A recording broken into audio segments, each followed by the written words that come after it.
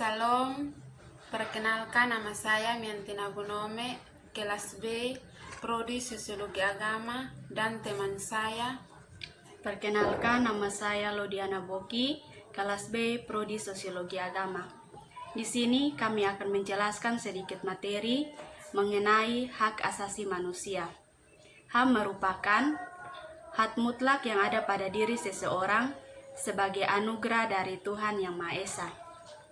Dikatakan mutlak karena HAM juga merupakan sebuah konsep hukum yang normatif yang menyatakan bahwa manusia memiliki hak yang melekat pada dirinya karena ia adalah seorang manusia.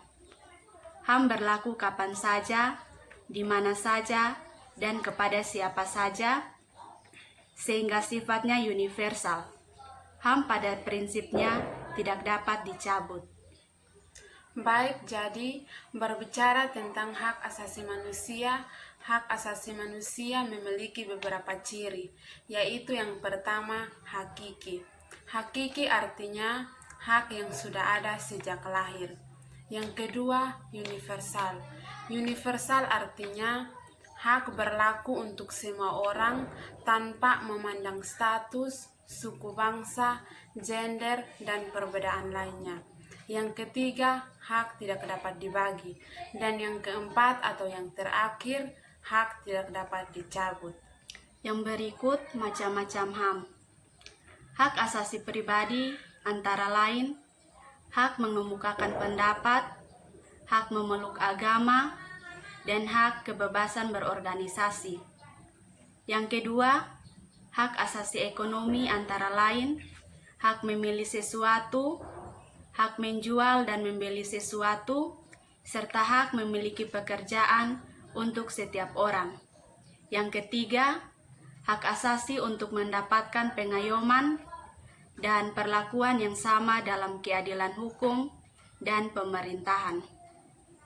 Artinya, semua manusia memiliki posisi yang sama di mata hukum dan berhak untuk mendapatkan keadilan yang setara.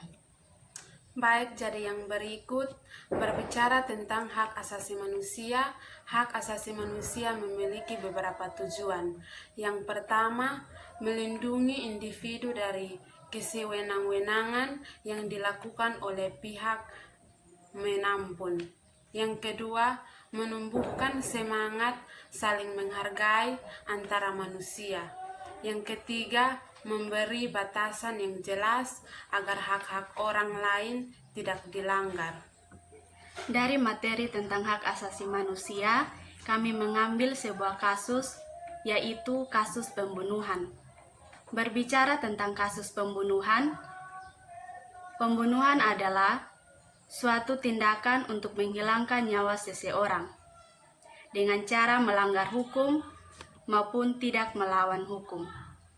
Pembunuhan biasanya dilatar belakangi oleh berbagai motif seperti politik, kecemburuan, dendam, dan lain sebagainya.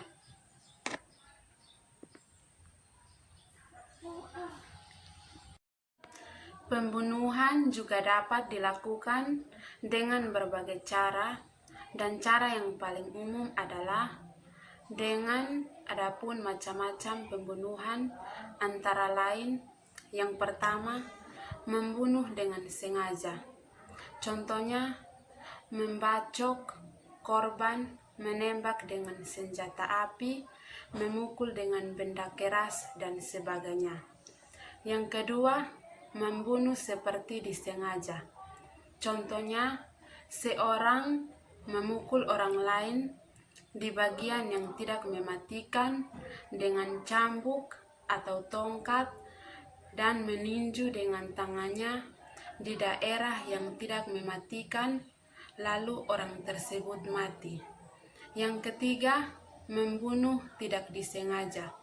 Contohnya, dengan memukul orang lain dengan cambuk ringan, akan tetapi yang terkena pukulan kemudian meninggal.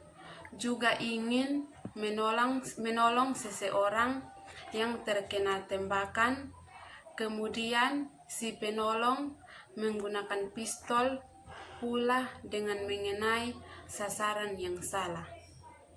Yang berikut, nilai-nilai Pancasila yang terkandung dalam hak asasi manusia, yaitu yang pertama, nilai ideal, merupakan nilai yang berhubungan dengan kelima sila dalam Pancasila. Nilai ideal bersifat universal, sehingga di dalamnya terkandung cita-cita, tujuan, dan nilai-nilai yang baik dan benar.